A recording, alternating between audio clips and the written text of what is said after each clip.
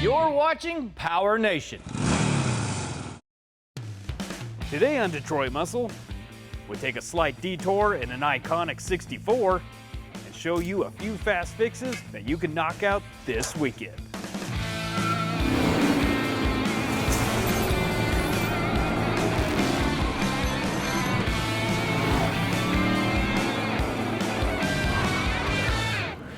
We have a new project in the shop, and she's quite a peach. You know, whenever it comes to these old rides, we all want the good stuff. You know, stunning good looks, that cool feeling you get sitting behind the wheel, and all the performance you can get.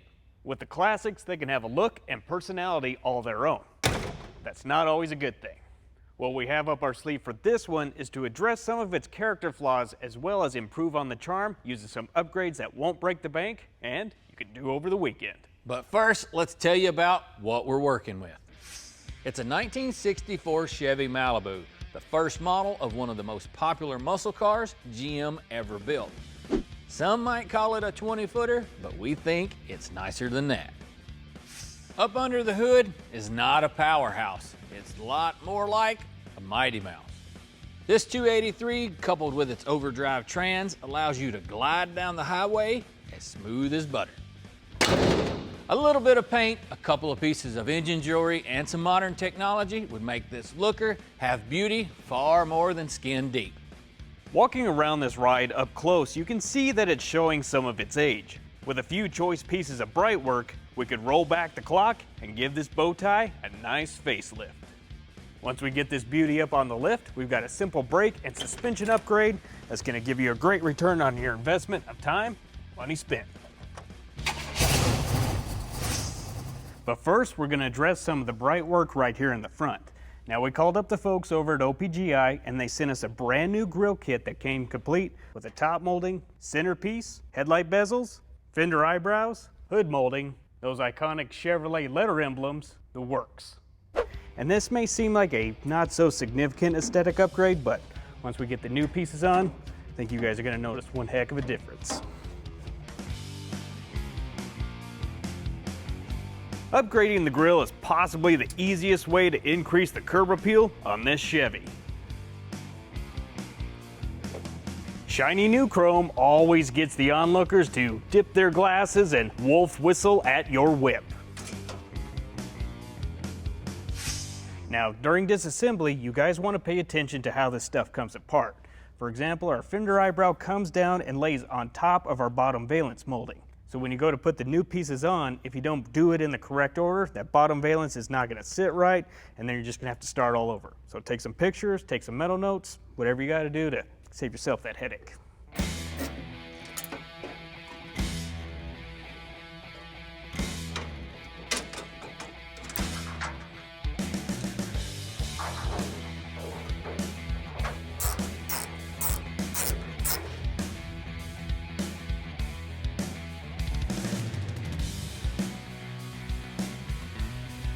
Perfect. Also included in our kit are these little spring-loaded clips that some of you may be familiar with. But what you may not know, though, is that there is a right way and a wrong way to install these. What you want to do is take your trim piece and set your clip in there so it's nice and flush, and then rotate this spring until it locks in just like that. Then you can take a set of needle nose pliers and just gently pull that spring over and lock it in. What you don't want to do, though, is overload that spring and let it kick back and snap back onto your piece, because you can actually dent the bottom side of your chrome. And also, you can use a set of smooth job pliers to move your clip anywhere you need it to. The main focus is to keep your fingers away from these sharp edges.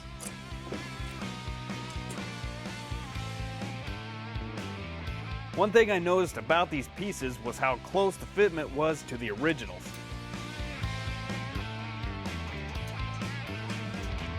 Everything slid in pretty easy, and the new hardware was a welcome replacement to the old set that had seen way better days.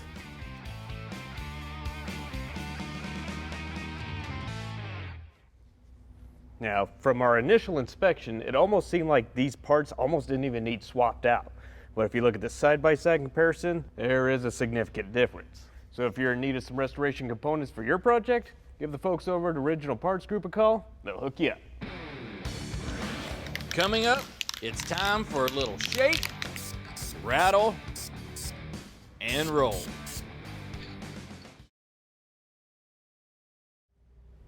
Good? Yep. You know, when it comes to these old cars, there's one thing or two things that everybody wants: modern conveniences and performance. We have several upgrades that we're wanting to accomplish, and a few of them are as basic as they come. An intake, set of valve covers, and some headers, well, would more than likely wake up this little 283. We know that this stuff isn't going to get us some crazy number of horsepower at the rear wheel, but it will technically do a couple of things. One, give us some more pep and improve the appearance. And we're not just stopping there. The popularity of swapping out an old school carburetor for modern fuel injection has grown exponentially over the past few years. And when you consider the benefits of better fuel economy, more horsepower, and while maintaining that classic OG look, I can kind of see why. With these fast and easy upgrades, we'll transform this Chevelle from a grocery getter to a tire shredder.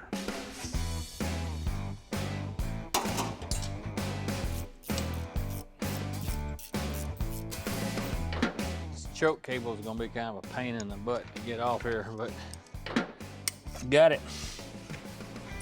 Finesse it. Hear that old finesse? I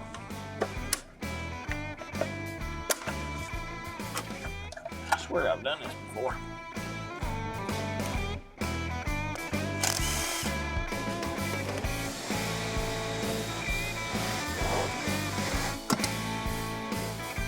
Dang, pretty clean. Those valve covers would be cool to hang up on the wall.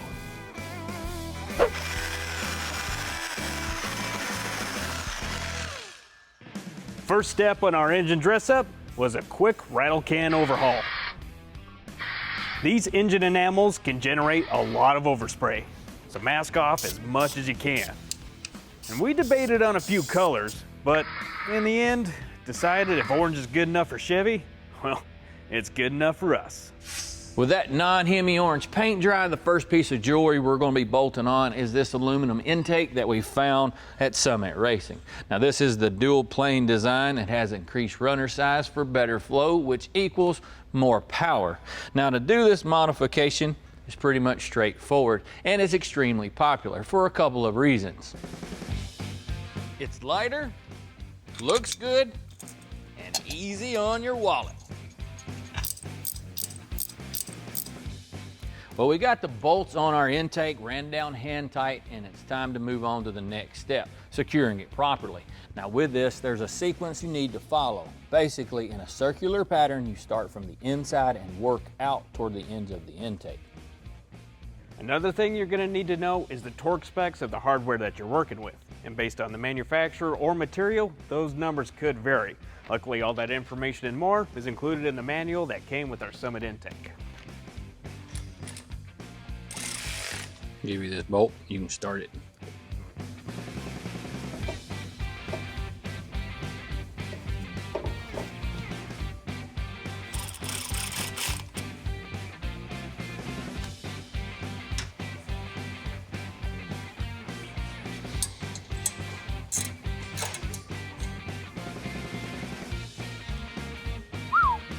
Can't feel my knuckles.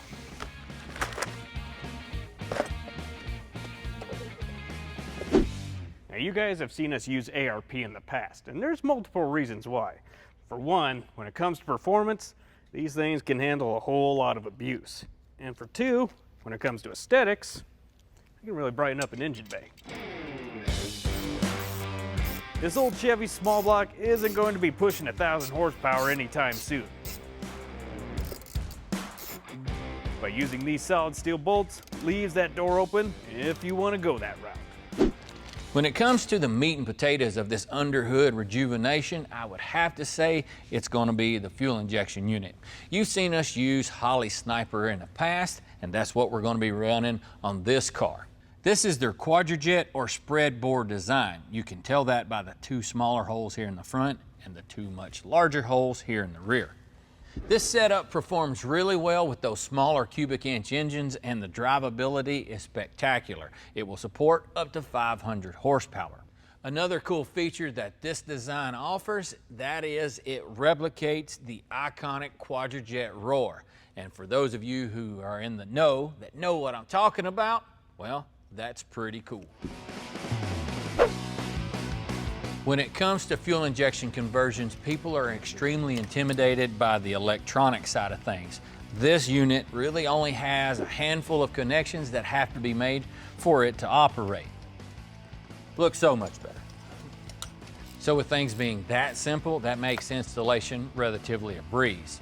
Another added cool thing about this unit is it's the spreadboard design. So if you have a factory Quadrajet engine, we're running that factory intake, well, you don't have to buy an aftermarket unit or try to run some of those big thick spacers. That usually leads to hood clearance problems.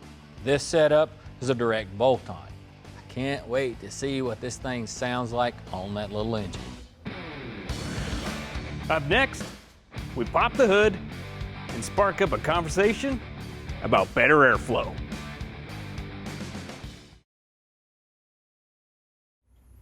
Hey guys, we're still turning some wrenches on our 64 Chevelle project. We've already done a few cool upgrades by adding in a new intake, some fuel injection, and all that stuff, which is going to optimize the airflow going in. But now it's time to address the airflow going out. Now these are the stock exhaust manifolds that we pulled off of our old 283. The boys at GM engineered these things to last a long time and to be serviceable, but we've come a long way since 1964. With exhaust manifolds, you have a lot of restriction. Basically, you've got all this pressure trying to go through this elongated port, and then it intersects into these two Y sections, and eventually all this back pressure bottles up, resulting in a loss of power. And with headers, you have almost a completely different blueprint altogether. Basically, they're designed to have smooth, optimal airflow coming off the combustion chamber all the way out to a larger size collector, giving you more horsepower when you stand off the throttle. And some of you may have heard this old saying, yeah, she's got a bad donut gasket. That is referring to a real component. All it is a round, flared metal piece that sits between your exhaust manifold and your exhaust pipe. And this little contraption is what is known as a heat riser. And when its sole purpose in life is to basically seal off exhaust vapors into the combustion chamber to heat the engine up faster. The issue with these is, over time, eventually they'll rust out and then they're sealed shut for good, and that's going to limit your car's ability to breathe. There are multiple benefits to bolting on a good set of headers like these we found at Summit Racing. Not only are they going to reignite some life back into that old small block, it's going to look pretty sharp when we pop that hood as well.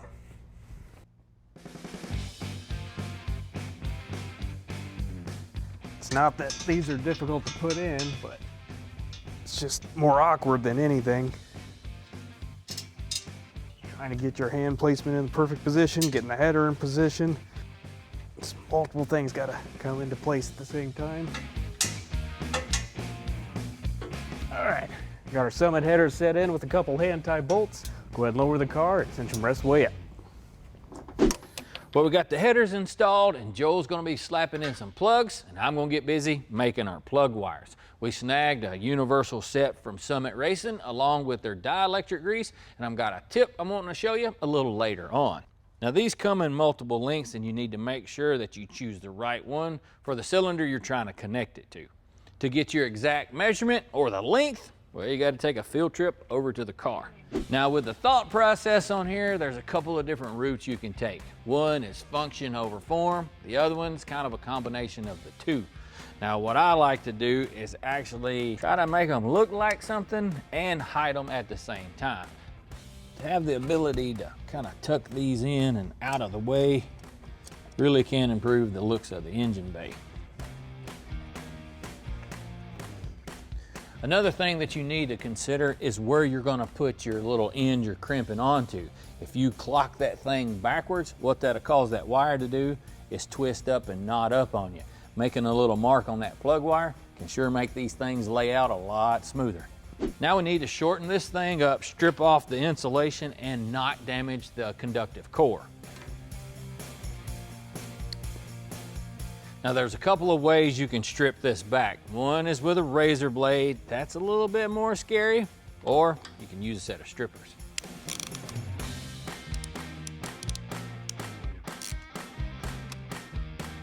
What you're wanting to see is that little black of conductive wire sandwiched between your insulator and your crimp-on end. Now what you're trying to see is those little upside down ends, if you will, to curl that connector. That looks really nice. Now I mentioned to you guys the dielectric grease. This stuff works really well for cutting down on corrosion and keeping moisture out of your contacts, but it helps tremendously when installing these little boots. A lot of people take and dab this electric grease here on the side that goes onto your plug wire, and then some cram it in here. Now my tip for you is to where to put the grease. Common place for everyone is to put some into the hole where the spark plug plugs in at. And then they'll come in and squirt some inside up there where the wires push through. What I tell people to do is put it on the side of the wire and over the opening right outside of there. And if you'll notice, whenever you go to insert that wire, that grease will be pulled in through it, slicking everything up. That's one down and I got 8 more to go. No, it's not a 9-cylinder. There's a coil wire in there. Coming up, think you can handle these upgrades?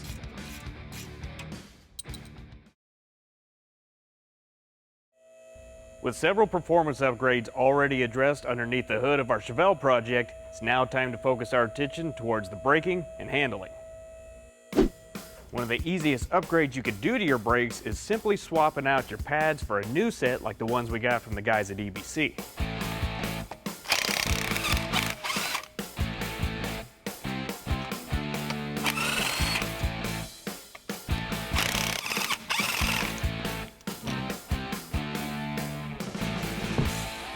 Now some of you historians are probably aware that you couldn't get disc brakes on a Chevelle in '64. And what we were able to figure out is that this is an aftermarket setup that someone has put on here at one time, probably for a '69 to '72 Chevelle with a slightly modified '64 spindle. So we sent all that information over to the guys at EBC and they sent us over the right components to get this job done.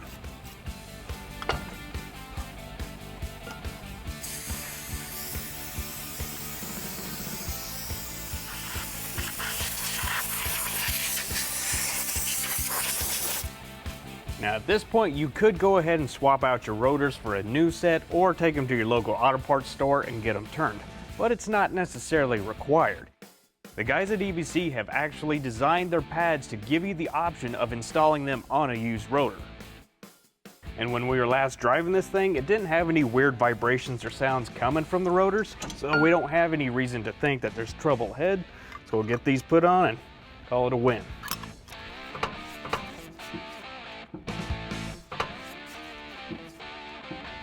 EBC brake pads have a wide spread of applications ranging from ultra high performance race cars to toy haulers to Saturday cruisers. And this is a super easy upgrade that won't break the bank. When we drove our Chevelle in off the street, we noticed that it had a few issues and we're working through them. One of them would be the steering wasn't 100%. And that's usually one of 2 problems, either alignment or worn components. And after some diagnostic work, well, we realized we need several parts.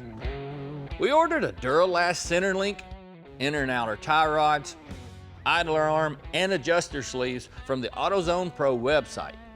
These parts are considered wear items and need to be inspected. So if your tires are wearing funny or possibly the car's driving a little odd, you might want to check them out.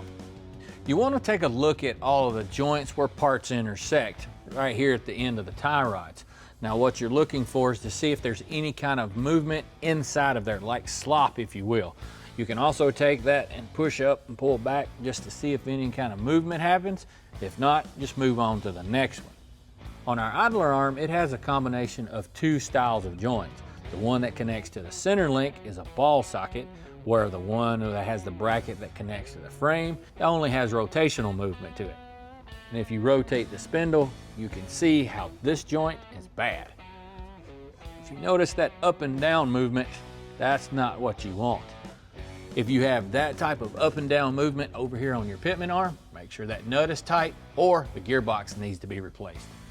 To check these other joints, what I like to do is to kind of put my thumb on top of it and then wiggle back and forth. If you feel that one is moving in the opposite direction, well, that means they have excessive wear. If they feel like they're moving in unison, they're good to go.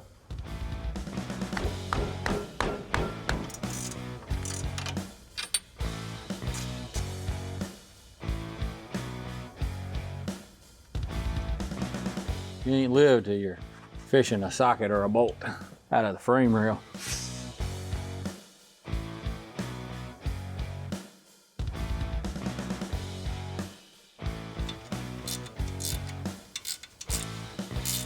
Now I just need to finish up putting in all these cotter pins for safety, of course, and then I can get the car on the ground with the wheels on the front, and I can use a tape measure and set the toe.